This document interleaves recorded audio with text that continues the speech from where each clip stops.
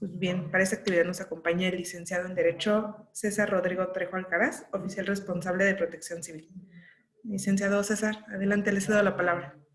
Muchísimas gracias, muy buenos días a todas, a todos por estar aquí. Vamos a arrancar esta sesión de formación y desarrollo que lleva por título la elaboración del programa interno de protección civil. Bien, por ahí hay un micrófono encendido, les voy a pedir que lo cierren para no estar viciando la llamada y esto pueda fluir mejor. Muchísimas gracias. Pues bien, para poder arrancar es de vital importancia hacerles mención que no vamos en esta sesión a aprender a hacer programas de protección civil, ¿sí? ¿Por qué? Obviamente, pues es un trabajo bastante arduo que en 6 horas que nos vamos a estar viendo durante 3 días, pues es muy difícil poder aprender a hacer programas, ¿verdad?, de protección civil. Aparte, pues la ley establece que es un responsable oficial de protección civil el único encargado de la elaboración del mismo, ¿no? Por obvias razones, pues no vamos a poder nosotros elaborar el programa interno, pero sí es muy, muy importante que ustedes aprendan en qué consiste el programa interno, ¿sí? Cuáles son los pasos a seguir para la elaboración del mismo, qué es lo que ustedes tienen que verificar que realice su responsable oficial de protección civil, al cual estén contratando, ¿verdad? Sí. Sobre todo porque, pues de repente hay muchas anomalías en el trabajo de la gente, ¿sí? Hay personas que no son debidamente profesionales, ¿no? O éticos al momento de realizar el trabajo, ¿sí? Y por eso es que la Junta de Asistencia Privada me encargó a mí poder llevar a cabo esta plática para que ustedes sepan, ¿no? De entrada, por qué tienen que hacer el programa interno, por qué tienen que presentarlo ante la autoridad correspondiente, y no nada más presentarlo, ¿sí? Hay que entender algo, el programa interno de protección civil no es un trámite nada más. Cuando nosotros tomamos este programa como un solo trámite, pues estamos tirando a la basura todo el trabajo realizado por el responsable oficial de protección civil, ¿sí?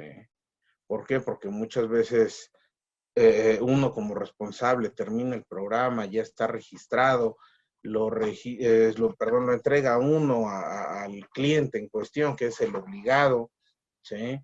En su carpetita, bien bonito, con una presentación lo más posible, y esa carpeta simplemente queda con ese nombre, ¿no? Carpeta, y se guarda en el anaquel con un montón de documentos vastos, ¿no? Y esa carpeta, ¿no? Ese programa, imagínense, el programa queda reducido a una carpeta, ¿no? ¿Por qué? Porque muchas veces nos hablan a nosotros que les demos costos por la carpeta de protección civil, ¿no? No es una carpeta. El término correcto, el término que debe de llevarse a cabo es programa interno de protección civil. Cuando hablamos de programa, hablamos de calendarización de actividades, ¿sí? Esa calendarización de actividades no es nada más en lo que se desarrolla el programa. Esa calendarización de actividades es en lo que el programa está vigente, ¿sí? Por ley, el programa tiene una vigencia de 2 años. Bueno, en esos 2 años, ¿qué vamos a hacer? Nada más elaboramos, registramos el programa y ahí lo tenemos para cuando otras autoridades nos lo pidan, como en el caso de ustedes que se los pide la Junta de Asistencia Privada. Pues aparte de cumplir con la alcaldía, ya cumplí con la Junta, ¿no? Y para acceder a otros beneficios, ¿no? Para acceder a programas sociales y demás, en muchos lados ya les están pidiendo su programa de protección civil, ¿no? Y nada más para eso nos sirve, ¿no? Y entonces, ¿qué pasa dentro de las instalaciones? Cada cuando se realizan simulacros. Cada que nos lo recuerda la autoridad, ¿verdad? Se lanzó una convocatoria hace una semana aproximadamente de que se va a llevar a cabo el macrosimulacro el día 21, y que por cierto el día de ayer salió una circular de que estaba suspendido el macrosimulacro. Entonces ya todos preparándonos para hacer el simulacro el día 21. Y de ahí, pues hasta septiembre, ¿no? El 19 de septiembre. Pero si cae en domingo, como fue el año pasado, pues no participamos porque es domingo, ¿verdad? Y pues casi nadie está en el centro de trabajo, pues mejor no participamos. ¿Sí? Y la capacitación del personal. No, pues ya capacitamos a la brigada y pensamos que con eso estamos cumpliendo. ¿Sí? Y el demás personal, ¿cuándo se capacita? ¿No? Entonces sí son detallitos que vamos a estar platicando, de eso se trata esta plática, ¿sí? De ir rompiendo con estos mitos de lo que hay alrededor del programa interno de protección civil. Y pues bueno, vamos a arrancar. Para esto me voy a permitir compartir la pantalla. Pues bien, estamos aquí en la ley. La Ley de Gestión Integral de Riesgos y Protección Civil de la Ciudad de México. Primero vamos a ver las definiciones. Y nos vamos a detener en esta, que es la gestión integral de riesgos. ¿Por qué? Porque es un término que se ha puesto muy de moda desde 2012, que lo acuña la Ley General. Y que muchas veces no entendemos a qué se refiere eso de gestión integral de riesgos. Muchas dependencias hasta cambian los nombres, ¿no? Como es el caso de lo que era antes la Secretaría de Protección Civil. Hoy es la Secretaría de Gestión Integral de Riesgos y Protección Civil, ¿no? Dice aquí, proceso de planeación, participación, evaluación y toma de decisiones que, basado en el conocimiento de los riesgos y su proceso de construcción, deriva un modelo de intervención de los órdenes de gobierno y de la sociedad para implementar políticas, estrategias y acciones cuyo fin último es la previsión, reducción y control permanente del riesgo de desastre, combatir sus causas de fondo, siendo parte de los procesos de planificación y del desarrollo sostenible. Híjole, se escucha muy rimbombante esa definición, pero encierra un montón de cosas. ¿Por qué? Porque para poder hacer gestión de riesgos necesitamos un programa de protección civil, ¿sí? Porque en ese programa de protección civil hacemos algo que se conoce como análisis de riesgos. Para poder hacer análisis de riesgos necesitamos estar en el sitio y necesitamos saber qué es lo que nos rodea. Se tiene que hacer un trabajo de investigación. Y ese trabajo de investigación, pues tenemos que meternos a la historia, ¿no? Hay que hacer un pequeño trabajo de historicidad, ¿sí? Y esto ustedes lo deberían de hacer, ¿eh? Dentro de sus centros de trabajo y, ¿por qué no decirlo, dentro de sus casas? Siempre estos cursos, insisto, siempre con lo mismo. Nos lo piden para el centro de trabajo, a veces hasta nos obligan a estar asistiendo a estas capacitaciones, pero créanme que mucho de esto lo podemos aplicar en casa, ¿eh? De repente no sabemos por qué se inunda la zona donde vivimos o por qué de repente se está agrietando, ¿no? Y no hacemos este trabajo de historicidad. Y muchas veces aprendemos a la mala, como en el caso de su servidor. Les comento, donde vivo, tienen su casa, es aquí en la zona de Iztapalapa, enfrente de lo que era antes la Clínica 25 del IMSS, que con el sismo de 2017 pues sufrió muchos daños y tuvieron que demoler todo el edificio. Toda esta zona es de grietas, ¿eh? Afortunadamente, en serio, de una forma milagrosa, donde estoy ubicado junto con mi familia, pues no tenemos problemas de agrietamientos, ¿no? Por debajo de nuestra vivienda no pasa ninguna grieta. Pero muy cerca de aquí, a escasos 600 metros, pues está el complejo del ISSSTE de Zaragoza, y pues en la parte trasera pues hay una grieta bastante grande, afecta directamente a uno de los módulos de la red de transporte de pasajeros de la Ciudad de México. Y pues, realmente esa grieta sí da miedo, ¿eh? Sí. Más adelante, ya rumbo a Puebla, pues tenemos la zona del Peñón Viejo, que también hay un montón de grietas y se descubrieron más grietas gracias al sismo de 2017, ¿eh? Sí. Pues obviamente hay mucha gente viviendo por estos rumbos. Eh, Ayer estaba viendo unas fotos de por ahí de los años 70, donde todo esto era baldío, ¿verdad? Sí, y sin embargo fue llegando la gente, no se hicieron estudios de mecánica de suelos, pues aunque en aquel tiempo no se tenía tantos conocimientos, tanta infraestructura, ¿verdad? Los estudios de mecánica de suelos surgieron a partir de los sismos del 85, ¿no? Y de esto le estoy hablando desde los años 70, que se estaba planeando, ¿no? En la urbanización de la zona oriente de la ciudad, ¿sí? Y, y pues bueno, dicen por ahí que los desastres son una causa no resuelta, un problema no resuelto del desarrollo, ¿verdad? Y algo que habla esta definición es eso, del desarrollo sostenible, ¿sí? Cuando hablamos del desarrollo sostenible, pues es hablar de los objetivos del milenio, ¿no? Para garantizar el desarrollo sostenible. Y si no mal recuerdo, por ahí de 2012 fue también que surgieron, ¿no? los objetivos del milenio del desarrollo sostenible a nivel internacional, ¿sí? Pero imagínense, todo esto no estaba contemplado eh, cuando se empieza la urbanización en exceso de la Ciudad de México, ¿sí? Y entonces, ¿qué pasa? Que nos toca vivir aquí, como bien lo dice ahí aquel programa de Cristina Pacheco, ¿no? Aquí nos toca vivir.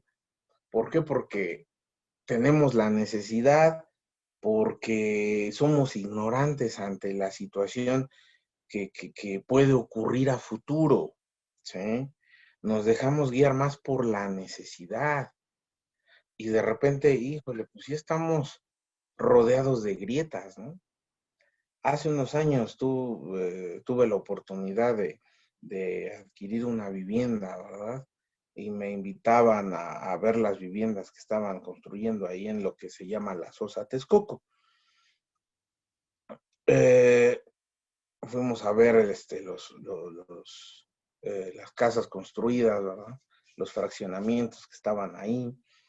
Y todo se veía muy bonito, ya saben, nos empiezan a decir que se hizo un relleno sanitario para evitar pues el crecimiento del salitre, ¿no? Y todo bien, se veían las casas muy bonitas, pero yo todavía no estaba tan metido en estos rollos de la protección civil en aquel tiempo, pero pues la historia nos hace también hablar, soy muy fanático de la historia.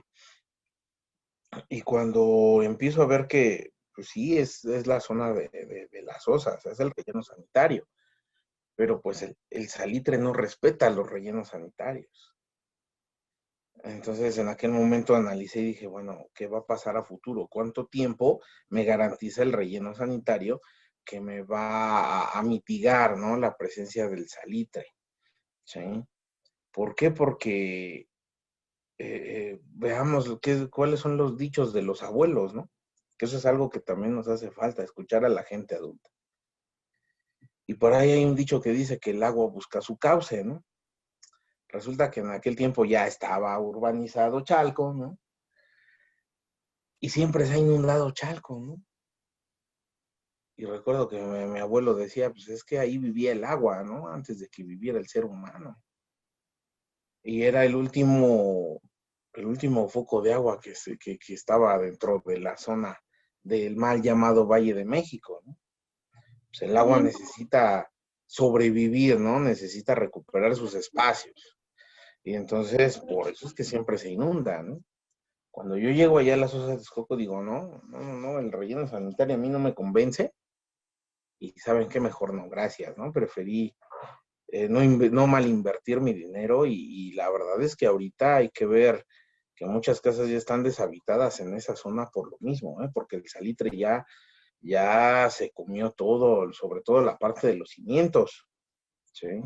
Y eso es lo peor. ¿Por qué? Porque en algún momento va a llegar un sismo y por mucho que sea la vivienda de material ligero, de que no se construye en exceso, se va a tirar. ¿Por qué? Porque es la parte del cimiento en la que está siendo afectada, ¿no? Por el salitre. Entonces, todo esto tenemos que hacer nosotros al momento no de adquirir tal vez una vivienda, ¿por qué no sí decirlo? Si voy a adquirir una vivienda, tengo que hacer este trabajo de historicidad, pero si ya estoy en ese lugar viviendo, si ya estoy trabajando en ese lugar, pues tengo que hacer este trabajo de investigación de qué es lo que era antes, cómo se compone el suelo, para saber qué tipo de riesgos me van a afectar, a lo mejor no ahorita, pero sí en el futuro. Lo que hoy no me representa un riesgo, en algún momento sí. ¿Sí? Les comento de la grieta que tenemos aquí cerca del Iste de Zaragoza, pues aparentemente nunca nos ha causado problemas porque por años, lleva años esa grieta ahí. Pero ¿qué pasa? A raíz del sismo de 2017 se hacen los estudios de mecánica del suelo de la zona y resulta que hay grietas donde no sabía o tal vez no sabíamos que existían grietas, ¿no? Y resulta que pues al gobierno no le queda de otra más que decir, pues mejor te condono el predio, ¿no? El impuesto predial. Sí, y hay mucha gente de la zona que no paga impuesto predial, ¿por qué? Porque es una zona que tiene daños en el subsuelo, ¿sí? Y que tristemente, pues sí, tampoco es culpa del gobierno, debido a que cuando se urbanizó la zona, no se tenía tanto conocimiento, ¿sí? Sobre las fallas que existían en el subsuelo. Entonces, claro, un principio general del derecho dice que el desconocimiento pues, no te exime, ¿no? De la responsabilidad, pero pues tampoco hay los medios como para decir ahora dejas de vivir ahí y te vas a vivir a otro lado, porque cuantísima gente no hay de este lado, sobre todo porque estamos hablando de unidades habitacionales, ¿sí? Es muchísima gente la que vive no a los lados, sino hacia arriba. Y eso complica más la situación, ¿no? Entonces, tomamos decisiones a partir del conocimiento de los riesgos, ¿no? Y dice aquí algo importantísimo, el proceso de construcción. ¿Cómo se va construyendo el riesgo? El riesgo está ahí. ¿Qué se necesita para que sea riesgo? ¿Sí? Y cuando hablamos, por ejemplo, de fenómenos naturales, no estamos hablando de desastres, ¿sale? No es lo mismo. El fenómeno natural existe y puede que ese fenómeno no sea riesgoso, ¿sí? ¿En qué momento se convierte en riesgo?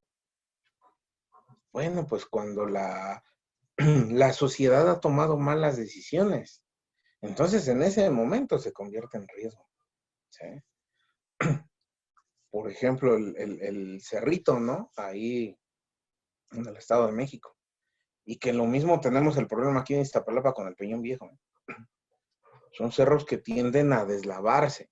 Y ya ha ocurrido hace como 4 o 5 años, cayeron unas piedras de aquí del Peñón Viejo y estuvieron muy cerca de dañar viviendas. Afortunadamente no fue tan grave el asunto, pero vuelvo a lo mismo, simplemente la gente llega, muchas veces por la necesidad de vivienda, hay líderes que abusan de la necesidad de las personas y se apoderan de predios que están catalogados como de riesgo, ¿no? O a veces ni siquiera se conoce si son de riesgo. Pero yo creo que el simple hecho de estar en un cerrito ya es de riesgo, ¿no? Entonces, pues sí, la necesidad de tener vivienda es demasiada y la posibilidad de obtención de un pedazo de tierra, pues es casi nula, ¿no? En la Ciudad de México. Y pues no hay otra opción más que pues irse hacia arriba, hacia los cerros. No sabemos qué tipo de suelo se tenga en ese cerro, si sea tendiente al deslave, ¿no? Por los asentamientos de tierra. Y de repente llega un momento donde ya no aguanta la tierra pues por los movimientos, por la lluvia, ¿no? Repito, se va sentando todo esto. Y de repente se deslava y aplasta viviendas, ¿sí? Si no hubiese viviendas, pues puede haber deslaves y no pasa nada.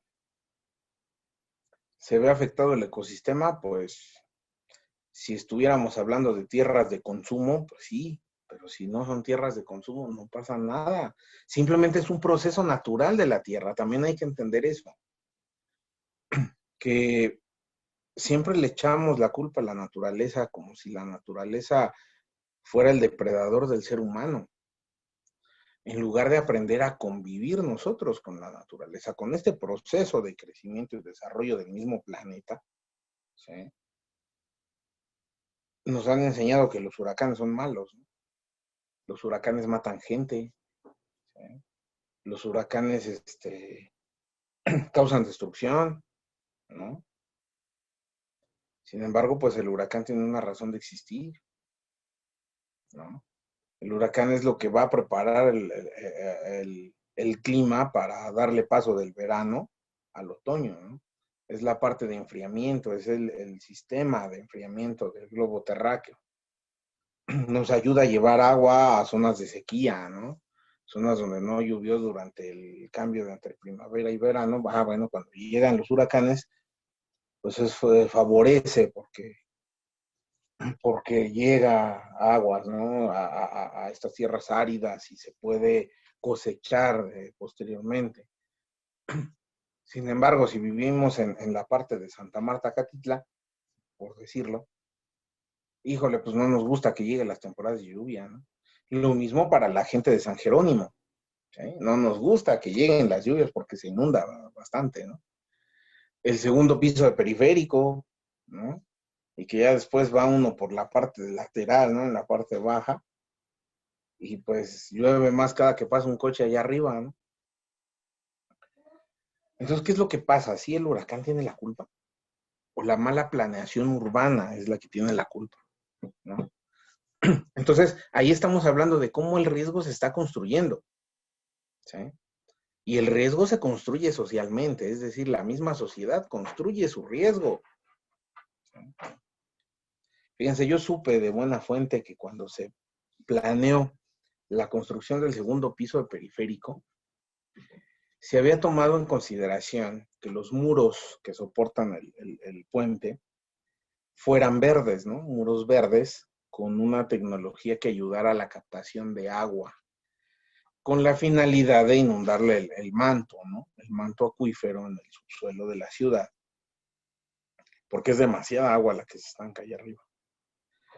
Y obviamente, pues todo esto iba a bajar por los muros iban a tener plantitas para que ahora sí que cumpliendo con los objetivos del desarrollo sostenible, ¿no? Que es precisamente la obtención y el aprovechamiento de los recursos.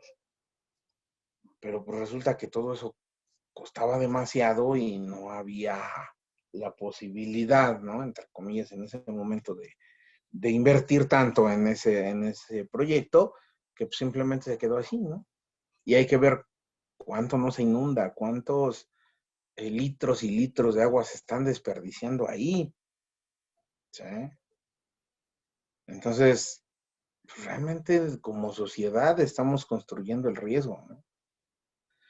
Eh, Se inunda San Jerónimo, se inunda aquí en Iztapalapa. ¿Por qué? Porque la infraestructura de desagüe pues no está bien diseñada y aparte el comportamiento humano, seguimos tirando basura en las coladeras, ¿sí? Entonces nosotros mismos construimos el riesgo, ¿no? Entonces, si no hacemos esta conciencia, pues siempre vamos a estar dando, como dicen por ahí, palos de ciego, ¿no? ¿Por qué? Porque ¿cómo vamos a tomar decisiones correctas? ¿Sí? Para mitigar el impacto de los fenómenos. Si actuamos como si no nos importara, ¿sí? No nos importa que sigue lloviendo y se sigue inundando, no hay trabajos de desasolve, nosotros mismos asolvamos coladeras, ¿sí? No respetamos normas de construcción, nos la pasamos parchando, ¿no? Ya destapamos un hoyo para tapar otro, ¿sí? Y entonces de eso se trata la gestión de riesgos, de no estar destapando hoyos para tapar otros, ¿sale? Hay que planificar, ¿no? Hay que planificar tareas con base, pues obviamente, en el conocimiento de los riesgos, ¿sí?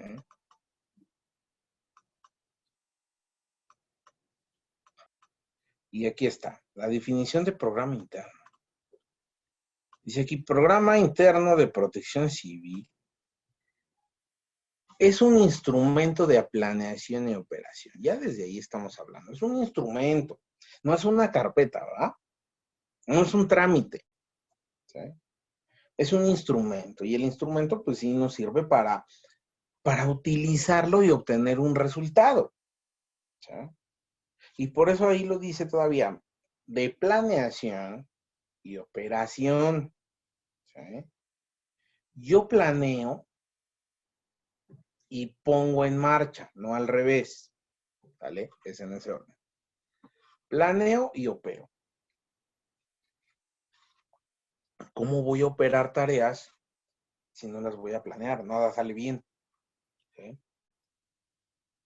Porque por muy acelerado que sea, hasta para una fiestecilla que hagan ustedes, ya sea en su centro de trabajo, en su casa, pues hay que planearlo, ¿no? ¿Sí? Recuerden que las cosas sin planear nunca salen de manera positiva, ¿eh? Siempre hay algo que sale mal. Entonces vamos a planear y entonces vamos a operar, ¿sí? ¿Qué tareas? Pues obviamente todo, como la definición anterior, es con base al análisis de riesgos. Yo no puedo decir, voy a darles una capacitación. Por ejemplo, en el estado de Chihuahua voy a ir a capacitar para que sepan qué hacer en caso de sismos. ¿Como breviario cultural les sirve? Sí. Como necesidad inmediata, no. ¿Por qué? Porque ya casi no tiembla. No sienten los sismos allá, ¿sí? Sin embargo, es más fácil para ellos, y eso es real, es más fácil para ellos que lleguemos y capacitemos, sobre todo a los niños en primaria, jardín de niños, secundaria, cómo hacer un repliegue ante un tiroteo, ¿sí? Porque esa sí es una necesidad inmediata, ¿no? Aquí, afortunadamente, en la Ciudad de México no hemos llegado a tanto, ¿eh? Sí ha habido casos, ¿eh? Pero son muy aislados, ¿vale? Los fuegos cruzados allá están, pues, a la orden del día, ¿no? Cambia el panorama. Entonces, obviamente yo voy a operar de acuerdo a la planeación y de acuerdo a lo que haga yo dentro de mi análisis de riesgos, de acuerdo a lo que me impacte en ese momento, es como voy a estar operando, ¿sí? Esperemos nunca, pero si en algún momento estamos igual que en las tierras del norte, donde a cada rato hay tiroteos, pues entonces la cosa va a cambiar.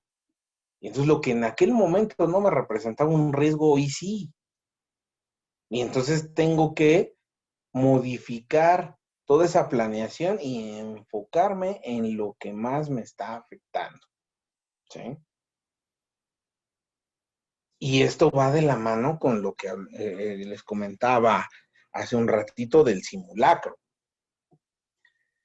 Nos invitan a hacer simulacros y para la autoridad es bien sencillo decir simulacro por sismo. Sí, pues es lo más barato. A mí en lo personal, en este momento, en estas circunstancias, preferiría que muchos de ustedes estuvieran haciendo simulacros con una hipótesis de afectación por la temporada de lluvias, ¿no? ¿Por qué? Porque a varios se nos puede romper la cadena de suministro por la temporada de lluvia. ¿Sí? Aquellos que están sujetos, por ejemplo, a la medicación de usuarios, ¿no? Se puede romper la cadena de suministro. ¿Qué pasa si si hay un corte de electricidad, ¿no? No tengo planta o resulta que la planta también falló. ¿Por qué no hacemos un simulacro de eso? Aprovechando la circunstancia de la lluvia, ¿no? Inundaciones, a lo mejor hay aquí algunos que en su centro de trabajo pues tienden a padecer de inundaciones. A lo mejor no adentro del centro de trabajo, pero sí afuera, ¿no? Las calles están inundadas. No, a mí no me afecta, pero pues allá afuera sí. Y bien o mal tenemos una afectación, a lo mejor indirecta, pero sí hay afectación. ¿Sí? Hay una IAP, no voy a decir nombres para respetar situaciones, pero hay una IAP en la cual estamos trabajando su programa interno y tuvimos que cambiar ciertos panoramas porque resulta que ya van 3 veces que se meten a las instalaciones, ¿no? En la noche. ¿Sí? Y no habíamos contemplado esa parte porque se supone que están en una zona muy, muy segura. Pues ya resulta que no, ya te cambia el panorama. Entonces, hay que hacer otro tipo de análisis de riesgos, ¿no? Y ahora vamos a mitigar ese tipo de impactos, ¿no? Vamos a planificar tareas para mitigar ese impacto, ¿sí? Entonces, repito, sí está bien el simulacro de sismos, digo, hay que estar preparados porque pues, sabemos que son eventos que no avisan cuándo ocurren, ¿sí? Pero ¿por qué enfrascarnos en simulacro de sismos cuando tenemos otros fenómenos que nos están afectando directamente y no los podemos resolver de forma inmediata porque no estamos preparados para ello? Entonces, hay que empezar a resolver esos pequeños nudos antes de aventarnos a resolver toda la madeja, ¿no? ¿Vale? Entonces, para eso nos sirve estas tareas de planeación, ¿sí? Yo no digo que no vamos a hacer simulacros de sismo, tenemos que hacerlos, tenemos que hacer simulacros de incendio, ¿sí? En algunos casos hasta les aplica las amenazas de bomba, ¿no? ¿Vale? Por ejemplo, a los que son hospitales, ¿no? Pero pues también hay otro tipo de hipótesis que podemos nosotros ahí tomar en consideración, una toma de edificio, ¿sí?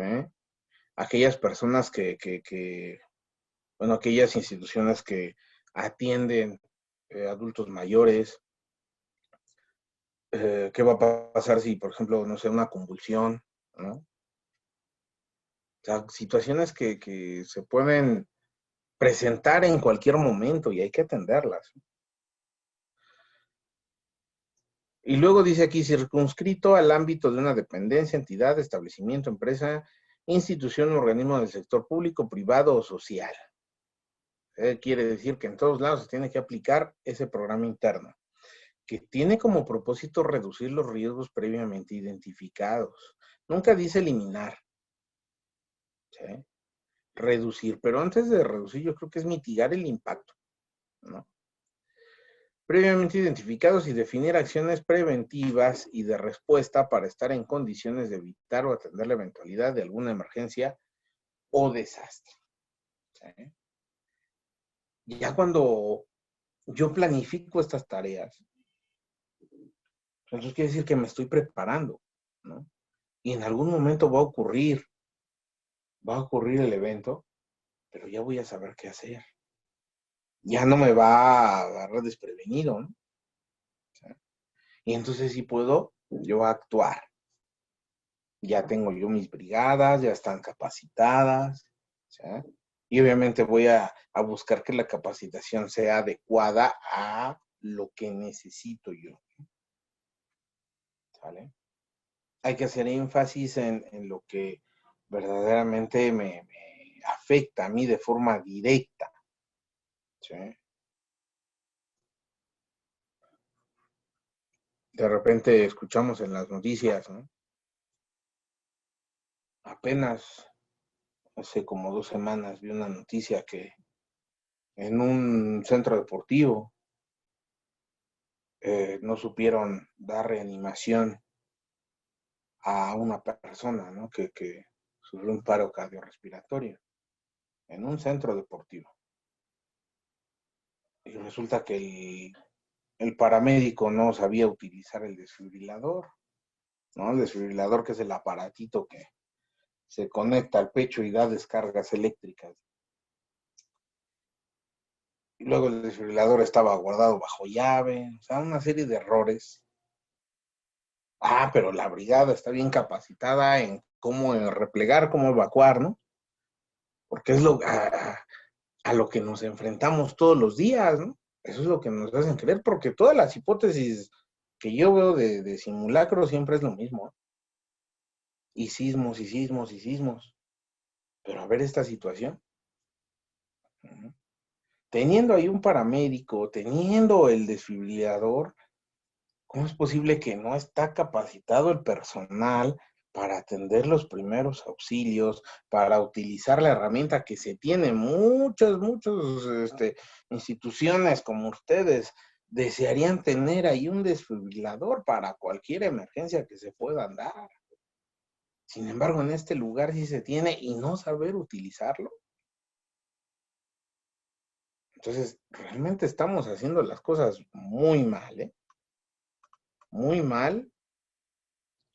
No tomamos en consideración tan solo lo que dicen estas dos definiciones que les acabo de decir, ¿no? Quiere decir que realmente no estamos haciendo análisis de riesgos, ¿sí? ¿Por qué? Porque si no somos capaces de atender emergencias que se nos pueden llegar a suscitar en cualquier momento, quiere decir que no las tomamos en cuenta, ¿sí?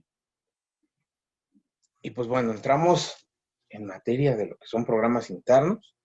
El capítulo 4 de la ley, ¿sí?, que comienza a partir del artículo 56, nos menciona los programas internos de protección civil.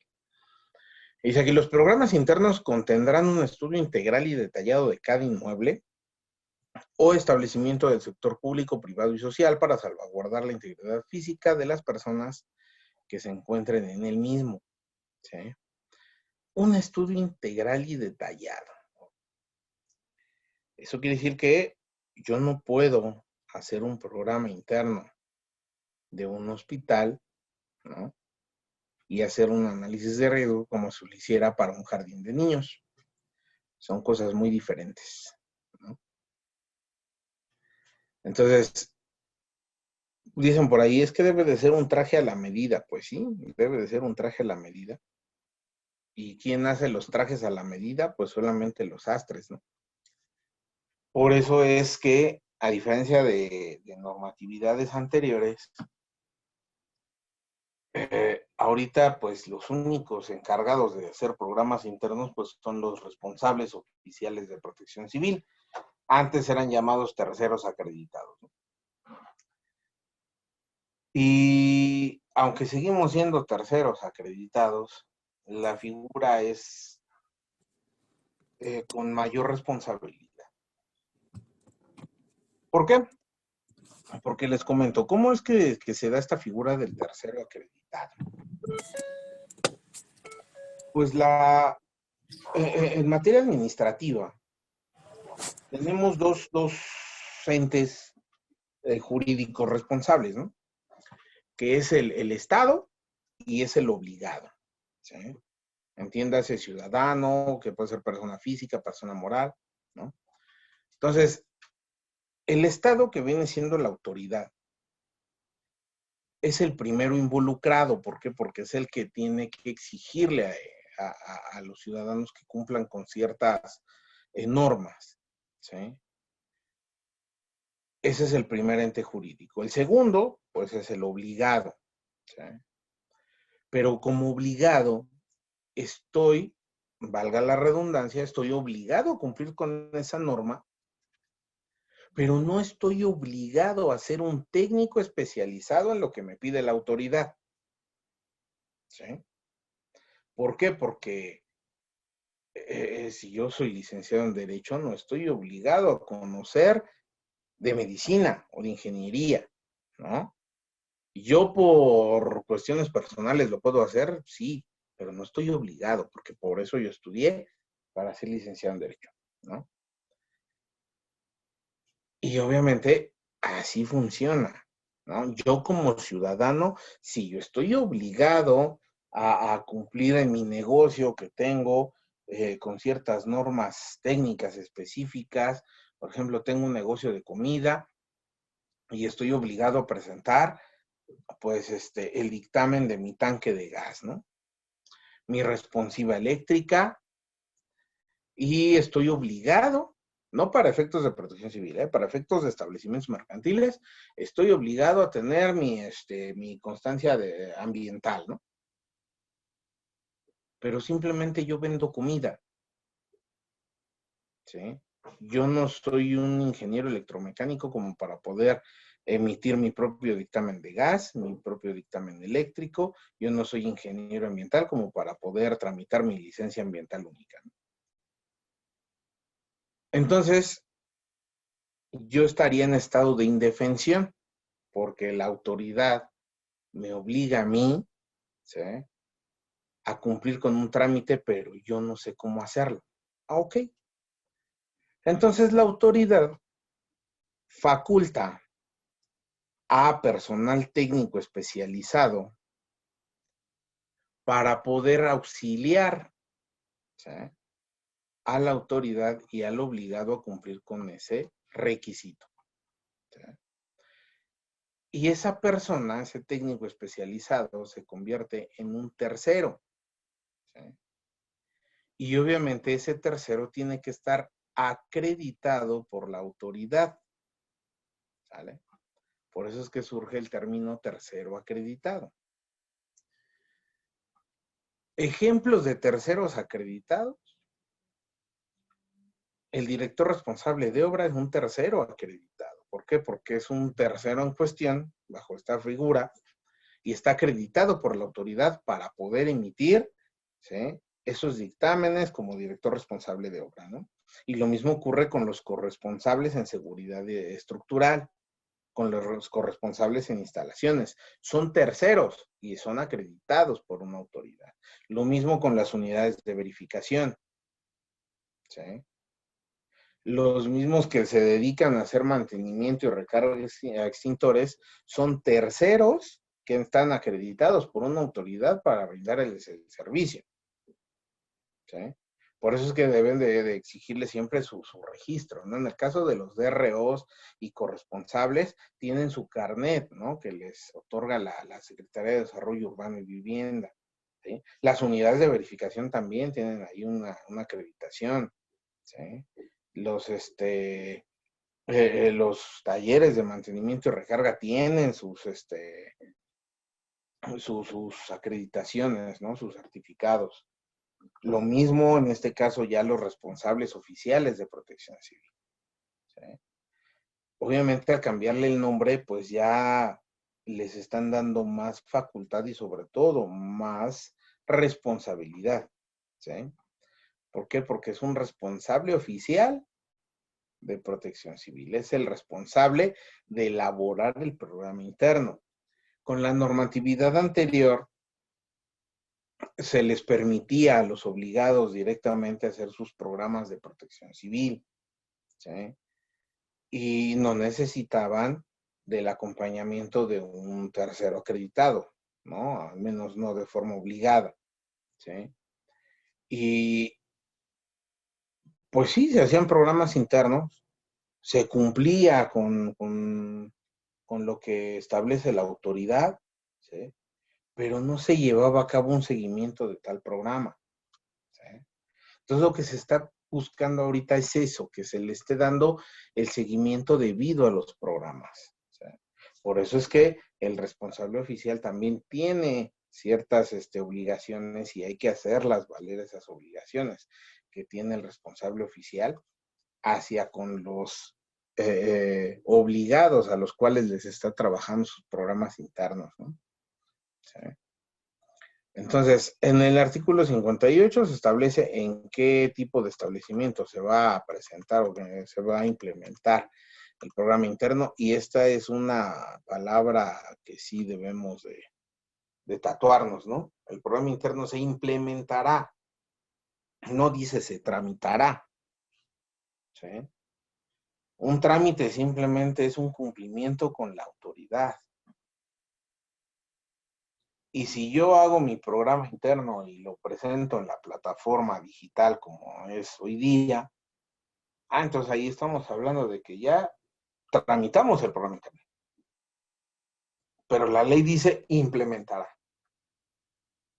Y cuando hablamos de implementar es que las tareas que están estipuladas en el programa interno se lleven a cabo. ¿Sí? Y obviamente aquí está en todos lados donde se va a implementar el programa interno.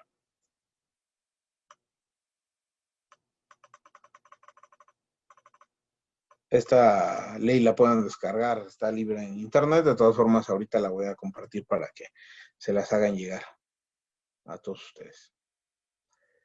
Ahora, los programas internos se elaborarán de acuerdo con los términos de referencia a las normas técnicas y a las normas oficiales mexicanas que se expidan sobre la materia. Pues obviamente, pues hay que hacer un estudio de toda la normatividad aplicable de acuerdo a cada inmueble y se van a aplicar toda esa normatividad para poder cumplir con el programa interno. Ejemplo, los términos de referencia, hay términos de referencia para hospitales, para escuelas, para obras, para establecimientos, para edificios públicos. En el caso de ustedes, como instituciones de asistencia privada, pues les aplica el de establecimientos, ¿no?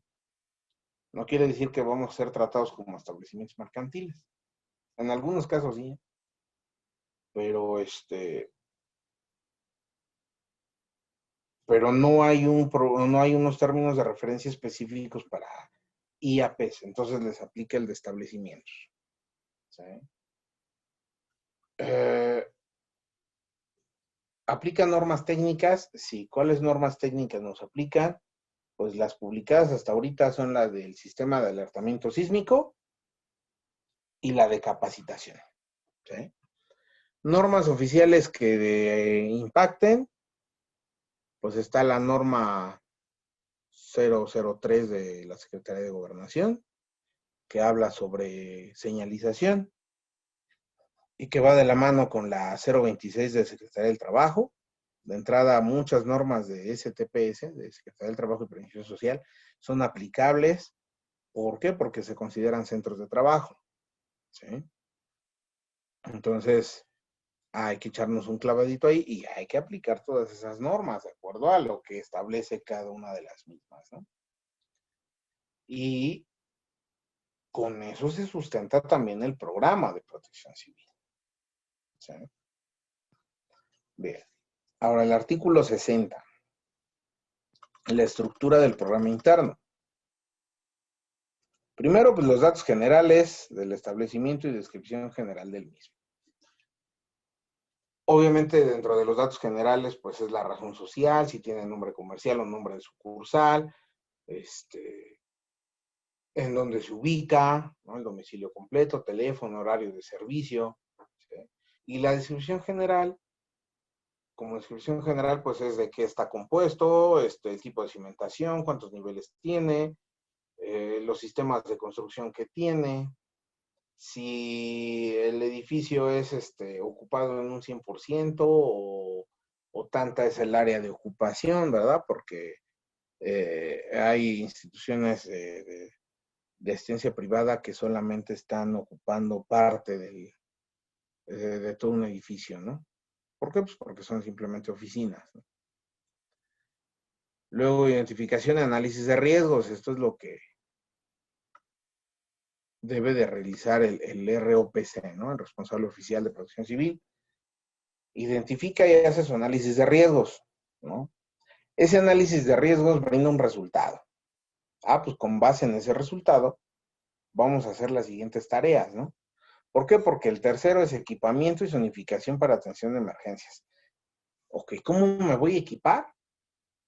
Pues de acuerdo al análisis de riesgos, de acuerdo a los fenómenos que me estén impactando, ¿no? ¿Cuántos extintores y de qué tipo?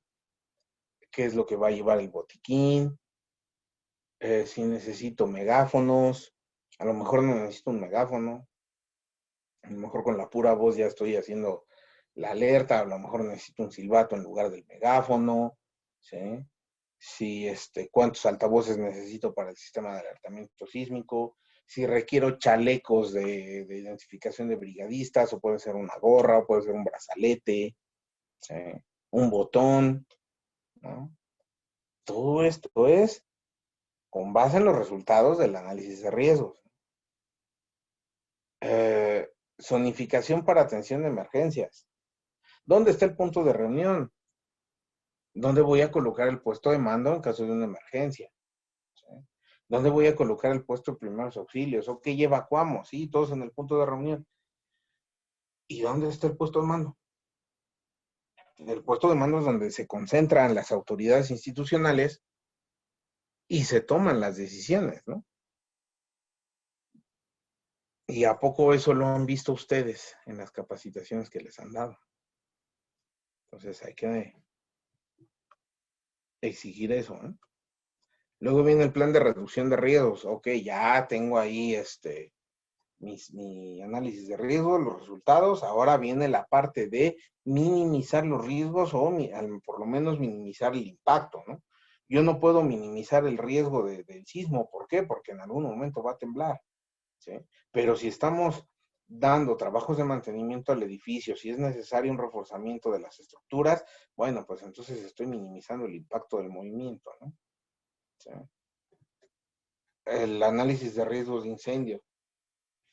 ¿Qué voy a hacer para, ¿sí? Reducir las posibilidades de que se genere un incendio? ¿Vale?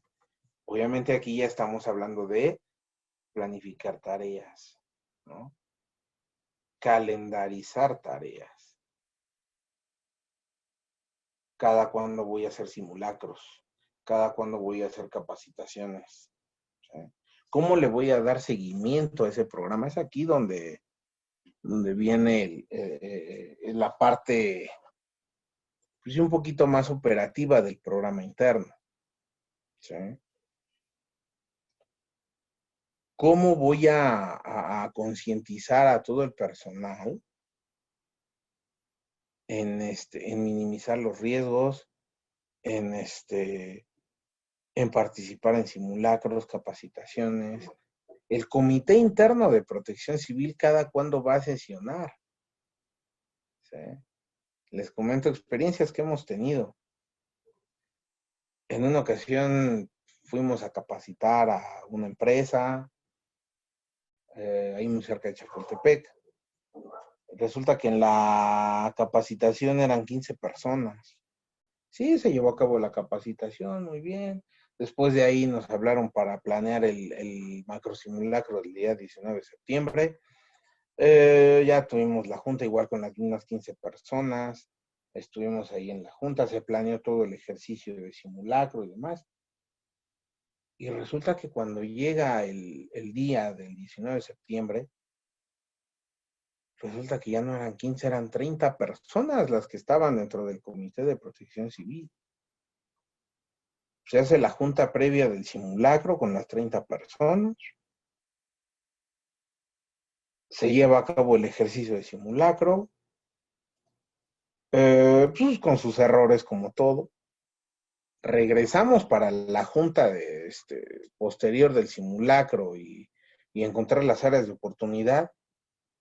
Y pues resulta que las otras 15 personas que no estaban en la capacitación no sabían qué hacer, estaban muy molestos porque no había coordinación entre ellos, no se conocían entre ellos como brigadistas, y pues resulta que, pues, ¿cómo se van a conocer si no están en los ejercicios de capacitación? ¿No? Y por eso de ahí surge esa pregunta, ¿y cada cuándo tiene que sesionar el Comité de Protección Civil? Pues al menos para que se conozcan, ¿no? por lo menos yo creo que unas 3 veces al año, ¿no? Tendría que sesionar el Comité de Protección Civil para saber los avances del programa, ¿no?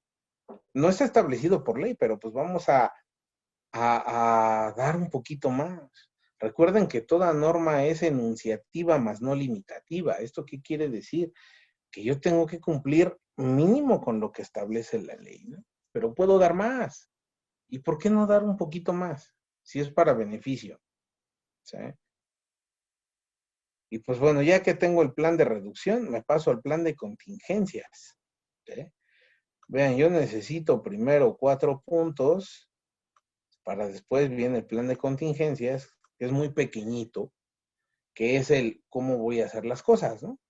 Ah, bueno, ya se dio el incendio, ¿cómo voy a actuar? Ya se dio el sismo, ¿cómo voy a actuar? Una persona lesionada, una amenaza de bomba, una inundación. Entonces el plan de contingencias ya es el protocolo de actuación, ¿sí? Para atender cualquier tipo de contingencia que se me pueda presentar.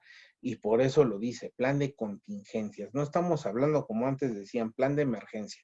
Cuando hablamos del plan de emergencia, pues sí nos especificamos a esto, ¿no? A los sismos, a los incendios, a a una persona lesionada, se requieren ambulancias, ¿no? Se requieren bomberos, el colapso del edificio, o sea, algo mayor, pero cuando hablamos de plan de contingencias, es lo mínimo que me puede a mí afectar en mi continuidad operacional, ¿sí? Que ese es el siguiente punto. Resulta que hay algo que me detiene mi operación o se ve afectada mi operación normal y es una contingencia y debo de tener protocolo para atender esa contingencia con la finalidad de que de garantizar la continuidad en mi operación. ¿Okay? Si se ve afectada mi cadena de suministros, eso es una contingencia y debo de tener en cuenta un protocolo para ese tipo de contingencia.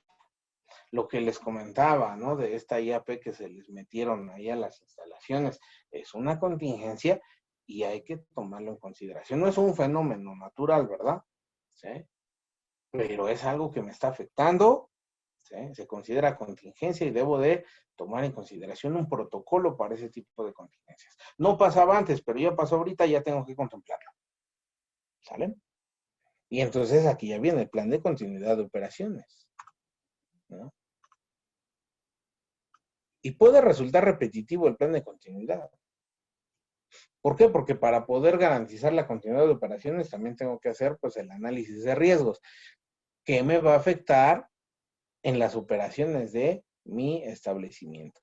Para eso, ¿qué creen? Ahí sí necesitan ustedes, sobre todo a nivel directivo, necesitan capacitarse en la continuidad operacional.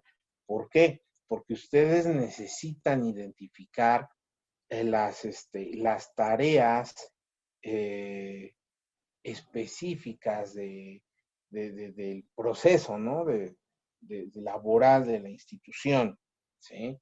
¿Cuáles de esas actividades son consideradas críticas, ¿no? ¿Sí? Las actividades críticas, cuáles son operativas, cuáles son de soporte, ¿no? Entonces, si ustedes, ya cuando ustedes comienzan a entender cuáles son las actividades críticas de su institución, ustedes pueden tomar decisiones para garantizar su continuidad operacional, ¿sí? ¿Por qué? Porque nosotros como responsables oficiales les podemos ayudar a jerarquizar las tareas para poder tomar decisiones. Pero a veces llegamos y resulta que preguntamos, oye, ¿cuáles son tus actividades críticas, ¿no? Y pues no saben, muchas instituciones no saben cuáles son las actividades críticas. Híjole, y ahí sí padecemos mucho, ¿eh? Por la continuidad operacional. ¿Cómo entendemos una actividad crítica? O sea, a veces pensamos por la palabra crítica, hay mucha gente que piensa que es una actividad que me provoca un riesgo inmediato para el trabajador. Y no, no es así. Esas son actividades riesgosas. La actividad crítica se refiere a aquella actividad de la cual depende la operación, ya sea de forma directa o de forma indirecta, ¿eh? Pero en esa actividad recae la operación de la institución, ¿sí? Entonces, si esa actividad se ve truncada, la operación del inmueble se ve afectado. Por eso se considera actividad crítica, ¿no? Y por eso le decía de las actividades que pueden ser de soporte, ¿no? O pueden ser operativas, ¿no? ¿Por qué de soporte? Porque no depende directamente de mí, sino depende de un tercero, ¿sí? Entonces, o por ejemplo, hablemos de un restaurante, ¿sí? El restaurante, una actividad de soporte, pues es el suministro, que llegue correctamente, ¿no? Mi actividad es preparar el alimento para el comensal, ¿no? Pero la actividad de soporte es la compra, ¿sí? ¿Por qué? Porque mi área de compras tiene que solicitarle al proveedor que me lleve la carne, que me lleve los vegetales, ¿sí? Entonces es una actividad de soporte, la compra. Híjole, si se ve afectada la compra, ¿por qué? Porque el proveedor se ve afectado en llegar con mi mercancía porque hay una inundación, porque hay una manifestación, ¿sí? O porque tuvo un accidente automovilístico, entonces ya se ve afectada mi continuidad operacional, ¿sí? Por eso es que es una actividad crítica de soporte, ¿no? La actividad crítica operativa, pues es la preparación alimentaria, ¿no? Estamos hablando de un restaurante. Entonces aquí hablamos de que es mi actividad crítica operativa. ¿Por qué? Porque estamos llevando a cabo el proceso, ¿no? No sé si se explique. Más adelantito lo vamos a ver, ¿eh? Ahorita les estoy dando eso, es una pequeña introducción. Bien. Para esto también el programa interno debe de ir acompañado de una póliza de seguro de responsabilidad civil no cancelable, ¿sí? La mayoría de las pólizas en México son no cancelables, ¿verdad? Las aseguradoras no permiten la cancelación. Y obviamente es mínimo un año, ¿no? Lo que nos van a asegurar el inmueble. Esto es de responsabilidad civil. ¿Qué quiere decir esto?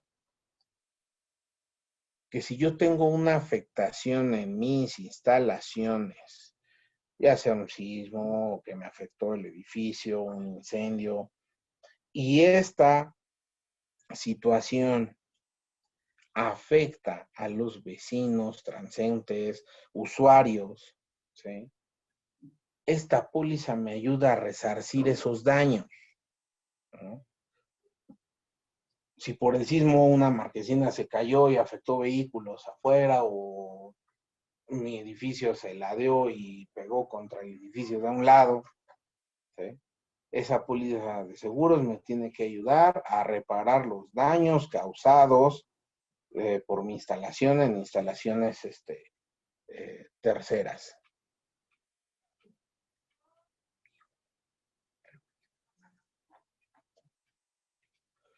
La carta de responsabilidad, que esta va emitida y firmada por el obligado, por el representante legal, apoderado legal, propietario, etc., ¿sí?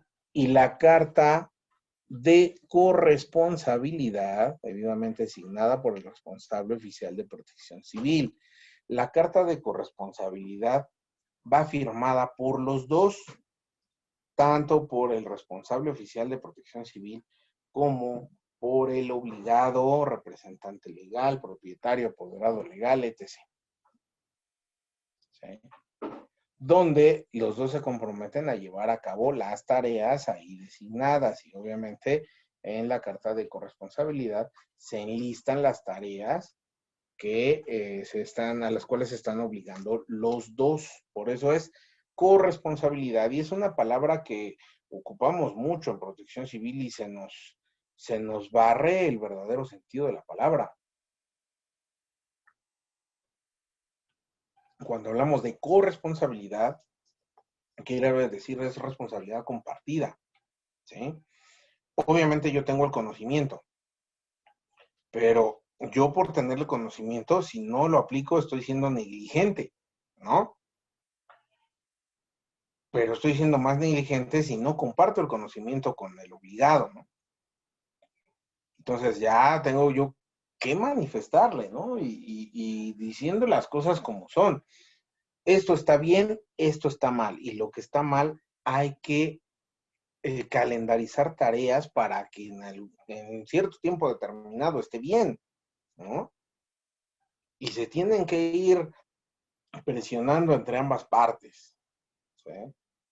¿Por qué? Porque al momento de firmar una corresponsabilidad quiere decir que los dos podemos perder algo, ¿sí? Y esto en muchos ámbitos no se toma en consideración. El responsable oficial, ¿qué pierde? Puede perder su registro, es decir, su modo de sustento, puede perder su libertad, ¿sí? El responsable, el obligado, también puede perder su libertad, pero puede perder su patrimonio también, ¿no? Y lo más triste, ¿qué pasa con los usuarios, con los trabajadores que se ven afectados directamente por las malas decisiones o por decisiones no tomadas, ¿no? Ejemplo, Repsamen, ¿no? Ejemplo, Álvaro Obregón, ¿sí? Y tenían programa interno de protección civil, ¿no? Lo que da como resultado lo siguiente. El programa interno de protección civil no garantiza que el edificio no se va a caer, ¿sí? El programa interno de protección civil no garantiza que no se va a incendiar, ¿no? Que no va a haber pérdidas. ¿Qué es lo que sí garantiza que no se va a caer el edificio? Las acciones, las decisiones tomadas, la calendarización de actividades, el comportamiento humano.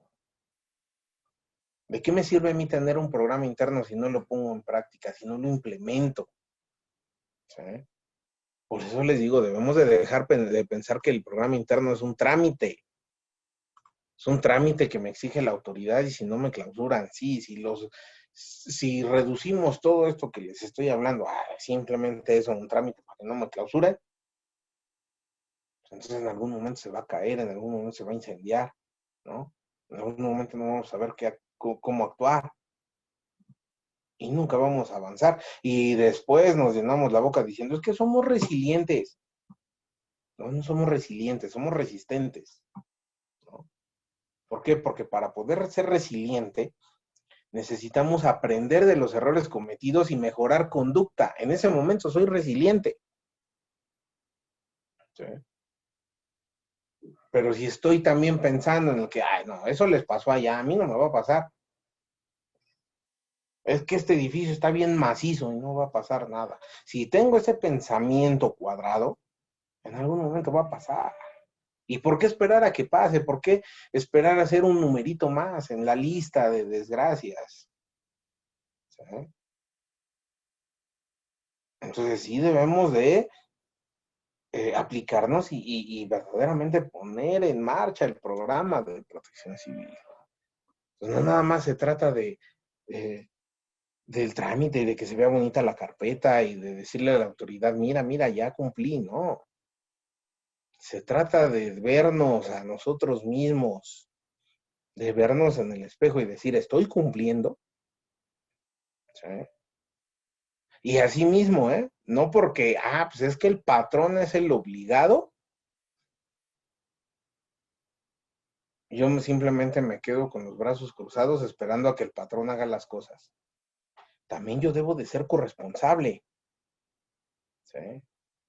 ¿Por qué? Simplemente porque soy ciudadano y porque convivo todos los días con el riesgo y con mis compañeros. Estamos compartiendo el riesgo en todo momento, ¿no? Todo el tiempo estoy compartiendo riesgos desde que me despierto, ¿no? Voy en el transporte público hacia mi trabajo, ya estoy compartiendo el riesgo con toda la gente que va ahí, ¿sí? Voy en el tránsito, voy compartiendo el riesgo. ¿Por qué?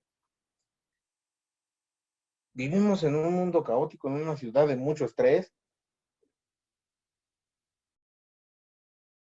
Todo el tiempo groserías por aquí, groserías por allá en el metro, ¿no? Que porque ya no quepo y estoy ahí también diciendo groserías, maldiciendo y demás, porque ya se me hizo tarde para ir al trabajo, ¿no?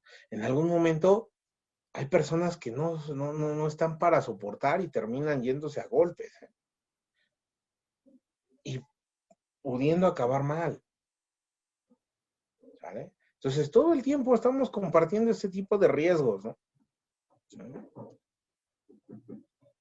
Entonces, también debo de poner mi granito de arena, ¿sí? Si ya se me capacitó a mí para poder atender una emergencia, pues creo que también es bueno pues transmitir esos conocimientos, ¿no? Y créanme, lo que les dije hace un momentito, donde más les sirve es en casa, ¿no? Ya estuvimos hablando de este tipo de situaciones en el centro de trabajo, análisis de riesgos, mitigación.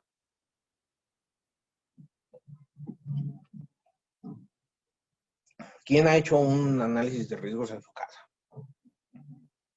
¿No? Y a lo mejor dices, bueno, es que no conozco metodologías, ¿no? De cómo hacer un análisis de riesgos. Pero sí puedo identificar algo que me puede afectar, ¿no? Tan solo cómo se comportó mi vivienda en el último sismo, ¿sí? En el último sismo fuerte. Híjole, es que sí se cayeron algunos, ¿no? Algunos adornitos que tenía por ahí. Eso quiere decir que el mueble se mueve demasiado, ¿no? O sea, es que sí, fíjate que a mí se me cayó una repisa. Ah, pues quiere decir que ahí tengo que poner énfasis en ese mueble que tengo ahí, ¿no? ¿Sale? ¿Quién ha hecho simulacros en su casa? ¿No? Yo recuerdo que de muy niño, mi papá nos hacía simulacros, ¿eh? Nos hacía simulacros. De repente bajaba el switch en la noche, ¿no? Ya a oscuras. Y nos decía rápido, todos a la puerta, ¿no? Híjole, pues no sabíamos qué estaba pasando. Teníamos que llegar a la puerta. Y a veces, sí, nos ponía obstáculos, ¿no? Nos ponía obstáculos, las sillas, ¿no? Las dejaba fuera del comedor. Juguetes nos ponían en el camino. Ya de repente uno se tropezaba, se resbalaba, ¿no? Y nos hacía ya después venía la parte de la reflexión, ¿no? La retroalimentación. Y nos decía, ya ven por qué tienen que guardar la silla cuando se levanten, ya vieron por qué tienen que levantar sus juguetes, todo eso nos afecta, la ruta de evacuación debe estar libre, ¿no? Ya de repente llegaba y nos tapaba los ojos, ¿no? Nos daba vueltas por toda la casa y ya nos encerraba ahí en alguna habitación, no sabíamos si era el baño, si era un cuarto, más o menos por el ruido. Sabías más o menos dónde estaba uno ubicado, ¿no? Y de repente lo mismo, ¿no? Sabes que tienes tanto tiempo, tienes que llegar a la puerta y tratar de ubicarte, ¿no? Y esos ejercicios se le van generando a uno ciertas costumbres, ciertos hábitos y sobre todo concientización, ¿sí? Al menos llegar a la puerta, ¿no? Y sí me gustaría que ustedes lo hicieran al menos, ¿no? Una noche. De aquí a la siguiente sesión, ustedes deciden qué día. Y si me lo quieren compartir, sería muy, muy gratificante compartir con los demás compañeros que están tomando esa capacitación. De entrada, al convencer a la familia de poder hacer estos ejercicios es complicado. Pero eso es satisfactorio cuando todos participamos, ¿eh? Y repito, sí me gustaría dejarles eso de tarea, que hicieran un simulacro. no se trata de salir a la calle, no, como les comento, simplemente activar la voz de alerta y llegar todos a la puerta. Con que lleguen todos a la puerta es más que suficiente. ¿Por qué? En una situación de emergencia real, pues sí vamos a tener que salir. A lo que voy es que tenemos que estar coordinados, ¿sí? Debe de haber comunicación como familia y un objetivo. El objetivo es llegar a la puerta, punto. Entonces, de esta forma vamos generando esa concientización y sobre todo hay unión más en el núcleo familiar, ¿no? Una unión más estrecha, más, eh, pues más lealtad, créanme, sí funciona mucho.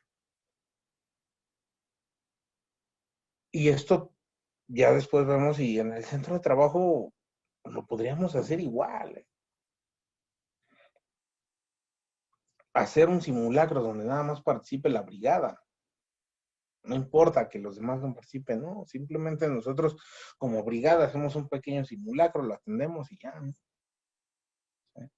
¿Por qué? Porque también, sobre todo en organizaciones muy grandes, hay que entender que pues a veces el tiempo no nos permite dar, llevar a cabo un simulacro como debe de ser. ¿Por qué? Pues porque siempre hay cargas de trabajo, siempre, ¿no? Y cuando designamos un día para hacer simulacro, no participamos porque tenemos mucho trabajo, ¿no? ¿Y qué pasa cuando nos llega el evento real? Pues al carajo el trabajo, ¿verdad? Porque es el primero que dejamos botados con tal de salir despavoridos. Y esto se vio en el 2017, ¿no? Y lo peor es que horas antes estábamos bien entrados en el simulacro y todo nos salió bonito en todos lados, las fotos bien padrísimas, ¿no? Los brigadistas equipados esperando a que llegara el momento del macro simulacro.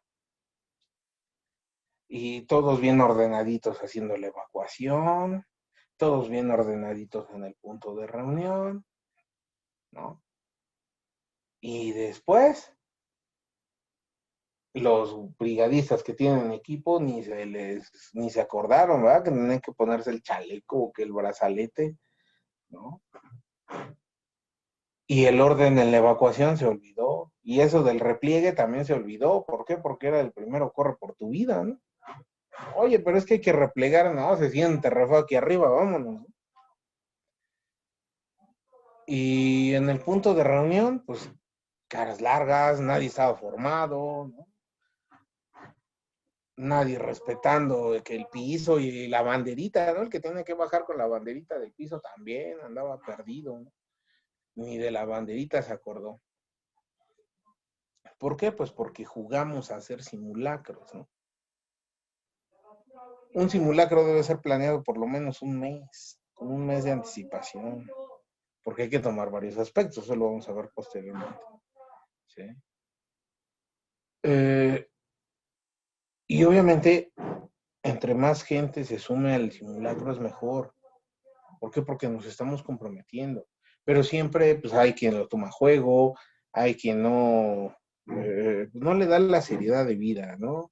Vamos chacoteando al momento de hacer la evacuación, en el punto de reunión estamos con el cafecito, el cigarrito, o peor aún, el simulacro empieza a las 11, 10:30 y ya estoy abajo, ¿no? Y estoy esperando a todos. Ay, no, qué huevo a participar, qué huevo a estar, ¿no? Y cuando es la emergencia real, son las primeras personas que están, ¿y qué hago, no? ¿Y para dónde voy? ¿Sí? Entonces, hay que ponernos a trabajar y verdaderamente ser corresponsables, porque repito, el riesgo es compartido y la obligación de llevar a cabo esas tareas es de todos, de todos, ¿sí? ¿Por qué? Porque he visto muchos lugares donde el extintor lo ocupan de perchero.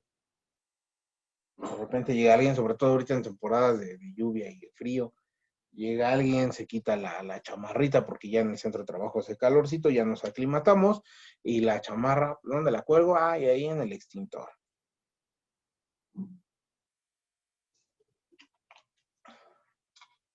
Tareas que no deben llevarse a cabo. ¿Ah?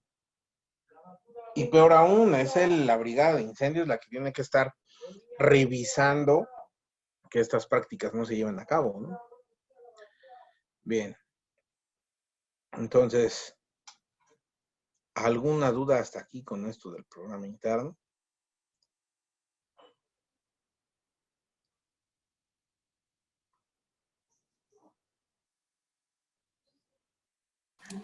Si alguien tiene alguna duda, algún comentario, lo puede hacer por medio del chat o bien activando su micrófono.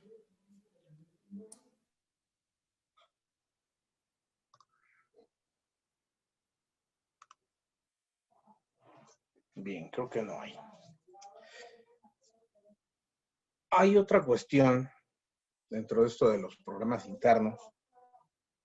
Hay inmuebles catalogados de mediano y alto riesgo, pero también hay actividades que son consideradas de bajo riesgo, sobre todo inmuebles considerados de bajo riesgo, no tanto actividades. Inmuebles de bajo riesgo, poco personal, pocos metros de construcción. De acuerdo a la ley de establecimientos mercantiles, todos aquellos inmuebles que no excedan los 100 metros cuadrados de construcción o que tengan un aforo menor a las 50 personas son considerados de bajo riesgo, por lo cual no están obligados a la implementación o el registro de un programa interno de protección civil, lo cual yo sí veo mal, ¿no? ¿Por qué? Porque sí se debe de implementar, se deben de implementar tareas, y esas tareas deben de estar programadas. Por eso se llama programa de protección civil, porque voy a calendarizar esas tareas, ¿sí? Entonces, dice el artículo 64, los establecimientos clasificados de bajo riesgo deberán cumplir con las siguientes medidas preventivas, así como las que para tal efecto se establezcan en el reglamento. Extintor o extintores debidamente señalizados, botiquín básico de primeros auxilios con material de curación debidamente identificado, señalización de rutas de evacuación, instalaciones adecuadas para el almacenamiento de basura, personal capacitado en materia de gestión integral de riesgos de protección civil y directorio de servicios de atención de emergencias. Cuando hablo, por ejemplo, de los extintores deben de llevar un mantenimiento. Ya estamos hablando de calendarización de actividades, ¿no? Cuando hablamos de personal capacitado, ¿no? Pues quiere decir que estoy planificando y voy a calendarizar las actividades de capacitación. Pues bien o mal si es un programa de protección civil. Que bueno, nos eximen de la obligatoriedad de presentar ese programa ante la autoridad.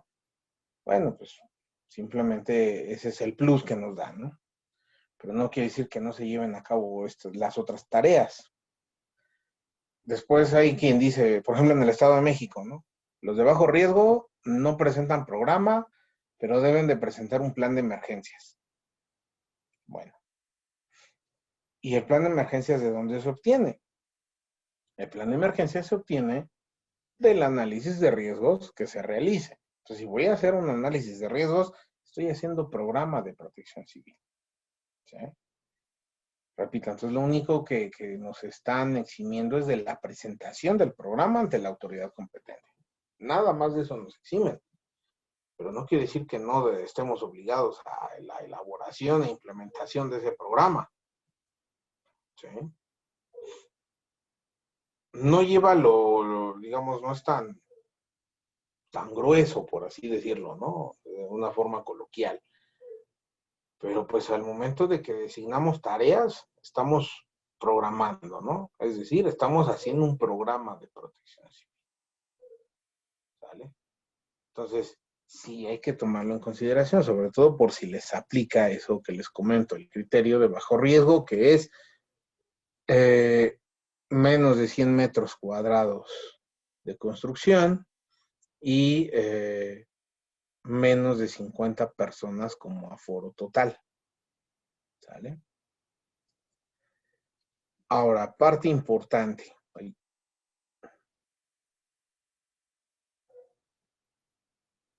Artículo 65. En caso que durante una visita de verificación se constate que la información presentada en el registro del programa interno no corresponde a las características físicas del establecimiento inmueble o se realizó sin contar con los documentos que acrediten su legalidad, se sancionará al responsable oficial de protección civil que elaboró dicho programa y al propietario del establecimiento en los términos de la presente ley. ¿Vale? Hay sanciones por falsear declaraciones. Por eso es que se emite una carta de corresponsabilidad, donde las dos personas están siendo corresponsables o están compartiendo la responsabilidad de que toda la información plasmada en el programa interno, ¿sí?, es verídica.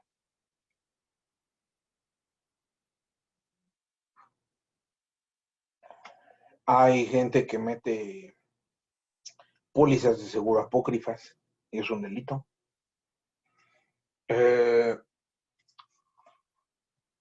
¿Por qué?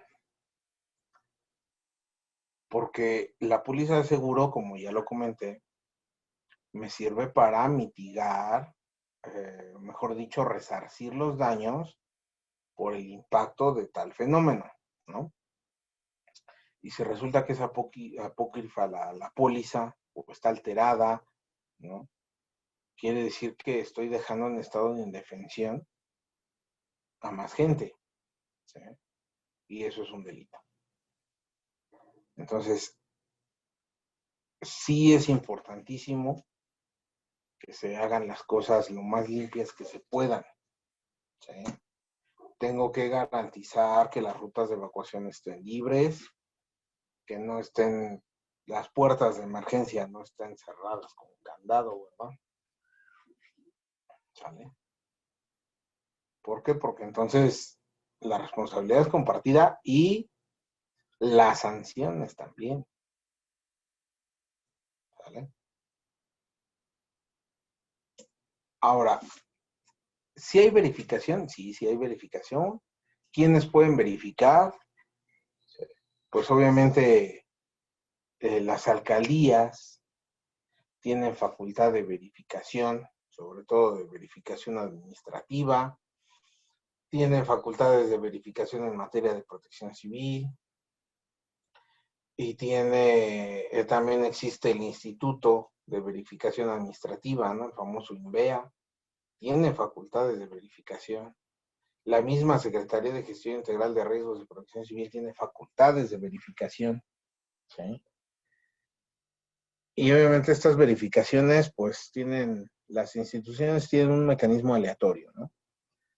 Para decir, pues tales establecimientos o inmuebles, instituciones, ¿no?, salieron sorteados para la verificación, van a llegar con una cédula de verificación y esa cédula de verificación simplemente es una tabla de cumplimiento, cumple o no cumple, ¿sí? Ahorita se las muestro. Podemos hacer una auditoría para que estemos seguros de que en la verificación pasamos. Sí se puede. Sí se puede. De hecho, se debería de realizar, ¿sí? Eso es parte de los servicios que les puede brindar el responsable oficial de protección civil, ¿sí? Y pues digo, sí es importante tomar en consideración, y ahora vamos a hablar de costos de servicios, ¿no? ¿Cómo se toma en consideración, el costo del servicio del programa interno? Y por eso es que ustedes tienen que hacer un estudio de mercado por si quieren contratar un responsable oficial de protección civil. Y todo esto es precisamente para evitar lo que menciona el artículo 65, ¿no? Que llegue la autoridad y que pues nos afecte económicamente o hasta en la operación, ¿sí? Voy a buscar la tablita de cumplimiento que les digo.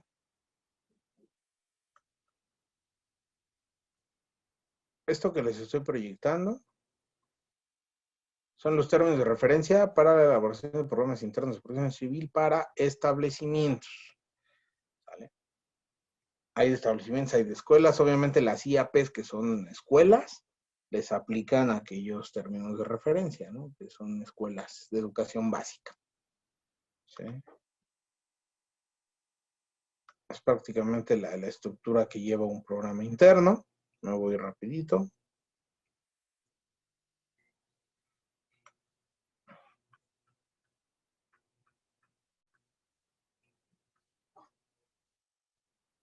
Aquí está. Esta es la cédula de verificación, la cual va a llegar la autoridad. Esta viene al final. Repito, ahorita les voy a compartir los archivos para que ustedes los tengan.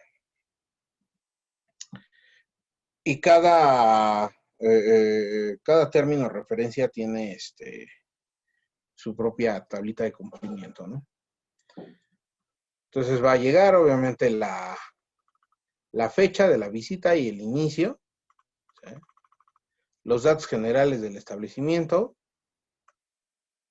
pequeño croquis de localización a mano alzada, ¿sí? Más datos generales, esto es de población, y obviamente ya a partir de aquí se empieza a llenar, ¿no? Antecedentes, ¿no? Si han sufrido daños por fenómenos perturbadores. Recuerden que los daños en una edificación no nada más son por sismo, ¿eh? Pueden ser también por ráfagas de viento, por inundación, por lluvia, ¿sí? Y obviamente aquí se le va a poner tachecito sí o no y las observaciones, ¿no? O algunas recomendaciones, como el hecho de pintar, vamos a impermeabilizar, ¿sí? O alguna tarea que nos diga la autoridad. Obviamente con esta tablita podemos hacer nosotros pues esta parte de auditoría, llenar la tablita y pues ver si cumplimos o no cumplimos y trabajar sobre lo que no cumplimos por si llega la visita de verificación, simplemente nos pongan a todo palomita, ¿no? Un dedito arriba y quiere decir que estamos bien. Si la edificación ha sido reparada, remodelada, reforzada, afectando el comportamiento de la estructura. El año de construcción, si es menor a 1986, menor a 2004, menor a 2017. ¿Sí? Esto tomando en consideración los cambios que ha habido dentro del reglamento de construcciones. Primero, en el 86 fue cuando se creó el primer reglamento de construcciones posterior a los sismos. De ahí viene un cambio en el 2004 y posteriormente con el sismo de 2017 se dio otro cambio en el reglamento de construcción. Por eso es importante verificar, a lo mejor no la fecha exacta de la construcción del inmueble, pero sí un aproximado, ¿no? Si es antes del 86, antes del 2004, antes del 2017. ¿Por qué? Porque la autoridad toma en consideración el tipo de material con el que se construyó y la forma, ¿no? ¿Cuáles fueron las normas que en su momento aplicaban para la construcción de ese inmueble? De esa forma también tenemos un probable resultado futuro sobre estos eventos. Bien, si la edificación ha sufrido un cambio de uso de acuerdo al reglamento de construcciones del 2017, si la edificación presenta deterioro por meteorización, fisuras, grietas o falta de mantenimiento, es decir, por los fenómenos perturbadores me afectaron, ¿no? O por falta de mantenimiento, como es el caso de todas las edificaciones que se cayeron en la zona de Tláhuac, Xochimilco, Milpalta, Iztapalapa, ¿verdad? Ahora con el sismo de 2017, la mayoría de esas casas de habitación que fueron afectadas no se cayeron por el sismo. El sismo fue, como dicen por ahí, la gota que derramó el vaso, ¿sí? Lo que verdaderamente tiró a esas casas fue la falta de mantenimiento. A veces no pensamos en gastar y dejamos las casas en obra negra.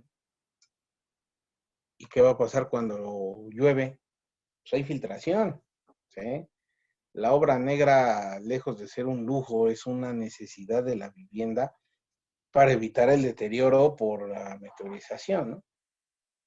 Llega la lluvia y si no tengo mi casa aplanada, por fuera sobre todo, hay filtración de agua, ¿sí? Muchos dicen, no, la voy a aplanar por dentro y ya por fuera sí que se quede, ¿no? Lo que podemos hacer. ¿sí? Repito, hay filtración de agua. ¿Qué pasa cuando hay filtración de agua? Pues el agua es corrosivo. En el concreto me va a provocar salitre. Pero si tengo filtración de agua en el elemento estructural, es decir, en las columnas y en las traves, pues va a provocar, aparte del salitre en el concreto, va a provocar corrosión por la oxidación en el acero de refuerzo. ¿Sí? Y entonces después empezamos a ver que se va desmoronando todo el concreto a causa del salitre y queda expuesto el acero de refuerzo, es decir, las varillas, ¿no? Los anillos quedan expuestos y se ven oxidados, ¿no? Por la presencia de agua. Y eso va a llegar el momento donde ya no va a tener la suficiente fuerza como para poder soportar el, el movimiento sísmico, ¿no? Hay algo que se llama, son los tiempos de momento, que es cuando las cargas van en contra de someten, ¿no? Fuerzas contrarias a una columna, es decir, el piso va para la derecha y la losa para la izquierda, ¿no? Para que me explique mejor. Entonces, la columna debe estar diseñada para sufrir esas fuerzas contrarias, pero si ya el elemento estructural está expuesto, ya no tengo el concreto, ¿sí? Va a quedar demasiado flexible esa columna y entonces vamos a tener fracturas, por lógica se caen las casas.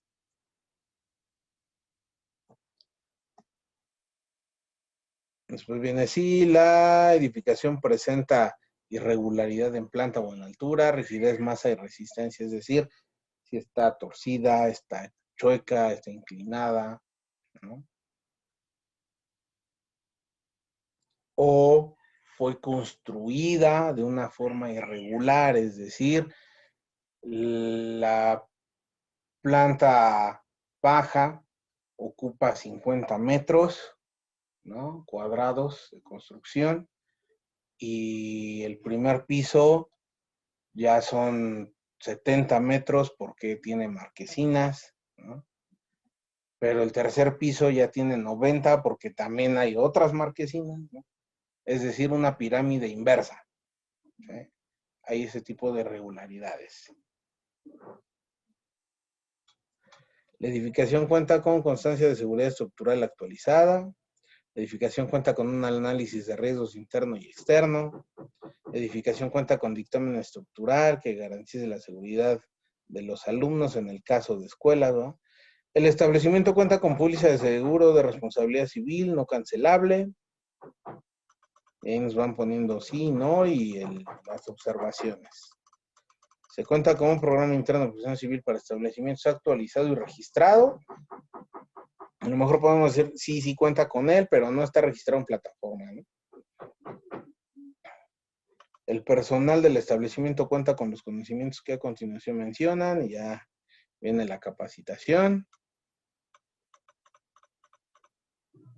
A lo mejor puede que, ojo, ya me capacité en introducción a la protección civil, en evacuación, primeros auxilios, prevención y combate de incendio, pero estas me faltan. A lo mejor me van a poner aquí, sí, pero les faltan tantos cursos, ¿no?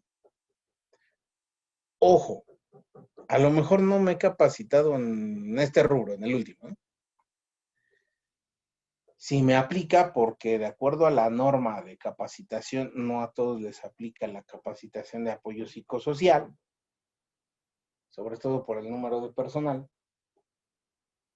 Si no me aplica, yo tengo que sustentar, obviamente con la norma de capacitación, el por qué no me aplica esta capacitación. Obviamente eso lo hace el responsable oficial, ¿no? Dentro del programa interno. Pero si me aplica y no le he llevado a cabo como subsano, con un calendario de capacitación, ¿no? ¿Por qué? Porque ahí viene uno de los puntos centrales que hay que tomar en consideración. La norma técnica de capacitación, lo menos que me está pidiendo en horas, para la mayoría de los cursos son 6 horas por curso, ¿sí? De hace unos 5 años a la fecha se pusieron muy de moda los cursos multifuncionales. ¿Qué es eso? Cuando yo empecé a implementar los cursos multifuncionales, yo adopté el criterio de Secretaría del Trabajo. STPS me indica que para yo poder emitir una constancia de capacitación, requiero por lo menos 8 horas de capacitación, ¿no? Para que el participante sea acreedor a una constancia. Menos de esas 8 horas se considera un taller, no un curso, no una capacitación. Un taller, y el taller no está obligado a emitir una constancia, ¿no? El capacitador. El criterio de la Secretaría de Educación Pública es que un curso debe de ser por lo menos de 20 horas, ¿no? Pero obviamente esto para los obligados representa mucho costo. 20 horas de capacitación, aparte de que son 20 horas que el trabajador se queda detenido. ¿Por qué? Porque claramente la Ley Federal del Trabajo dice que las capacitaciones de preferencia deben de ser en horario laboral. Es decir, no podemos, el patrón no puede molestar al trabajador en horas no laborables para que se vaya a capacitar. Por lógica, pues el patrón siempre accede a lo que establece la STPS, que son 8 horas, ¿no? Para ser acreedor a una constancia. Entonces empezábamos por el tipo de giro que nos encontramos, que muchos son restaurantes, estaciones de servicio, que no pueden distraer tanto a los trabajadores, pues se opta por crear un curso multifuncional y se adecúan 3, 4 temas en 8 horas, ¿no? Que es primeros auxilios, incendio, evacuación y comunicación. Hace muchos años los hacíamos de 8 horas cada curso, ¿eh? 8 horas de primeros auxilios, 8 de evacuación, 8 de incendios para cumplir con la norma STPS.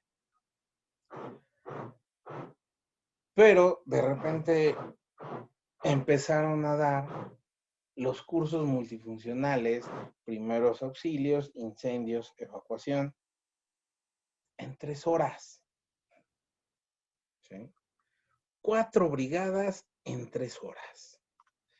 Y todavía hasta yo conozco gente que me asegura que en 3 horas alcanzan a ver reanimación cardiopulmonar.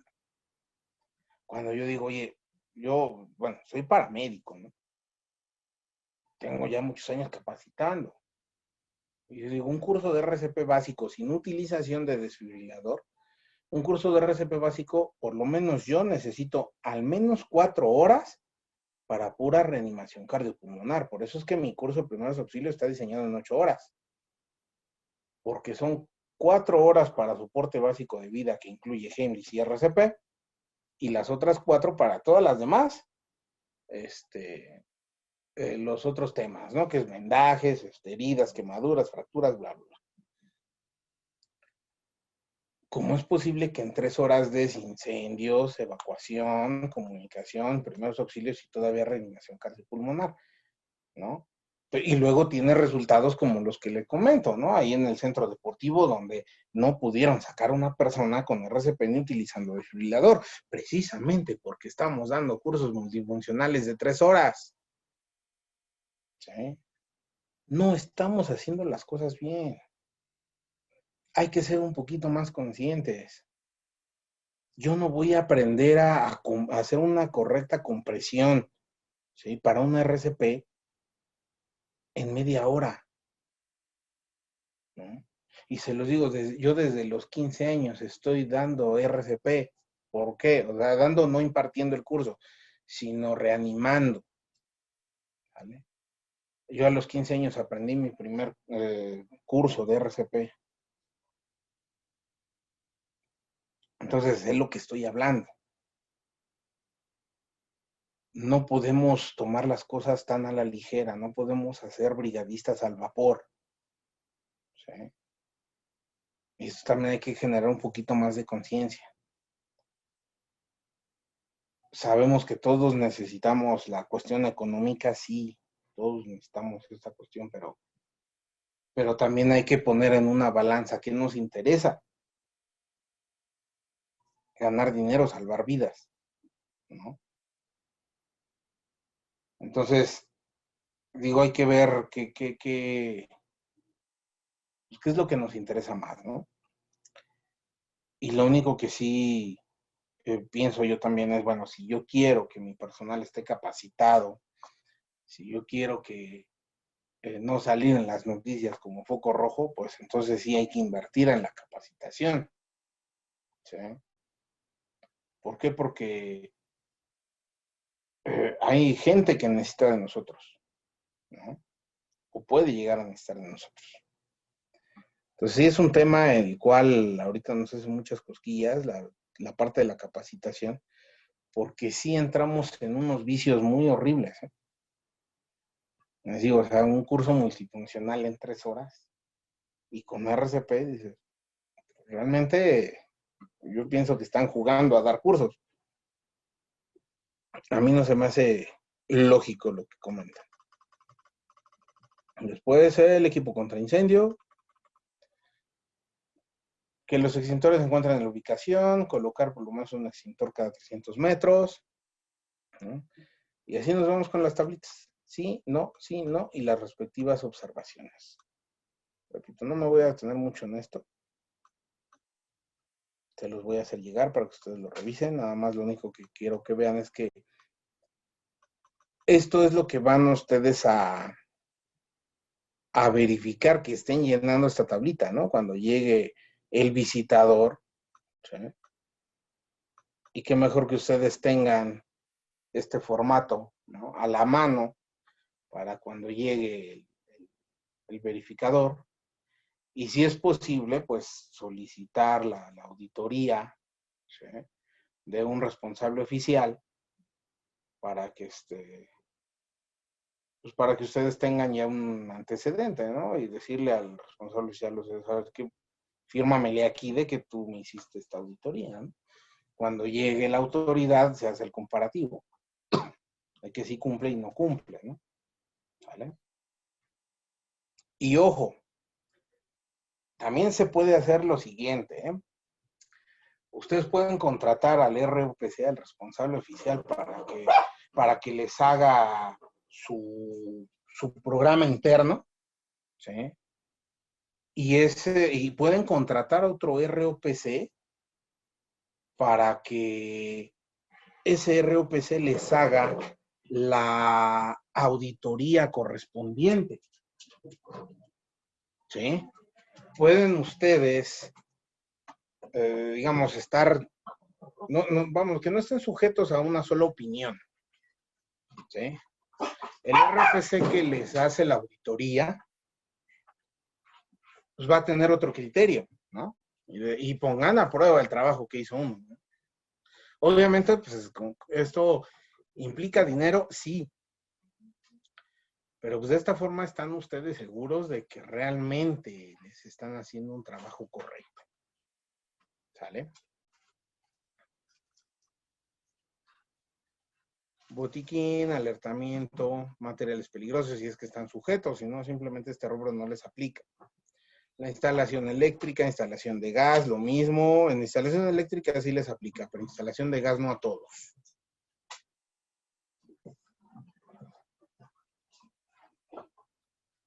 Y pues bueno, ya las observaciones finales, comentarios, a qué hora se termina la visita.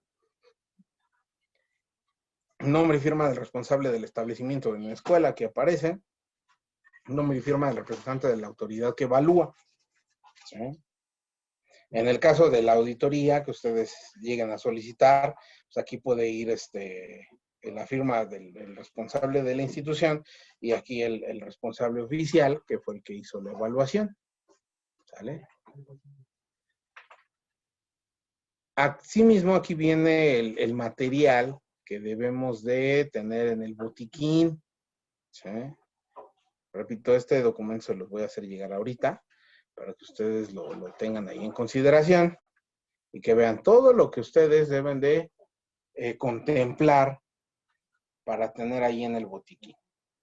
¿Vale? ¿Hasta aquí alguna duda? ¿Alguna queja, sugerencia, comentario?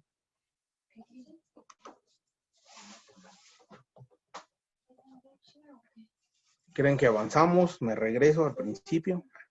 Eduardo, por favor, levantaste la mano, toma la palabra.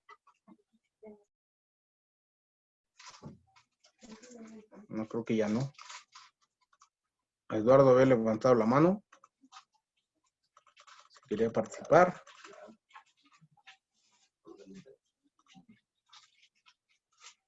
No, creo que no. Bien. Hay varios comentarios en el chat. Me dicen, ¿un DRO nos puede ayudar a elaborar el documento o no? El DRO no. Una cosa es un director responsable de obra y otra cosa es un responsable oficial de protección civil.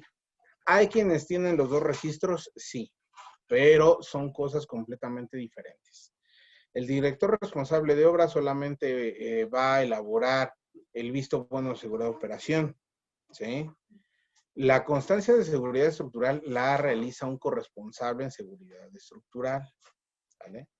El DRO puede emitir responsivas eléctricas, puede emitir responsivas de gas, pero no puede elaborar programas de protección civil, ¿sí? Para eso es un responsable oficial de protección civil, ¿vale?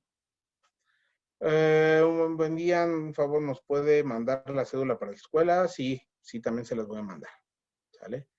Que es pues es prácticamente lo mismo, porque es lo mismo a revisar extintores, botiquín, las instalaciones de gas, eléctricas, ¿no? Depende de todo lo que les aplique, materiales peligrosos, los almacenes, ¿vale? ¿Algún otro comentario, alguna otra duda que se tenga? Y si no, para proceder a cerrar la sesión del día de hoy.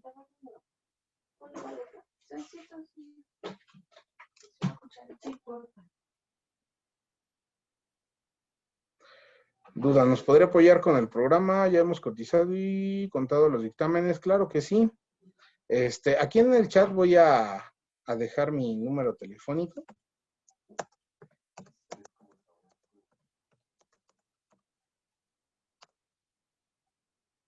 Para que anoten mi teléfono y me echen una llamadita y con todo gusto nosotros les podemos apoyar. Tenemos un convenio con la Junta de Asistencia Privada donde les estamos dando precio preferente a las instituciones para que no tengan que andar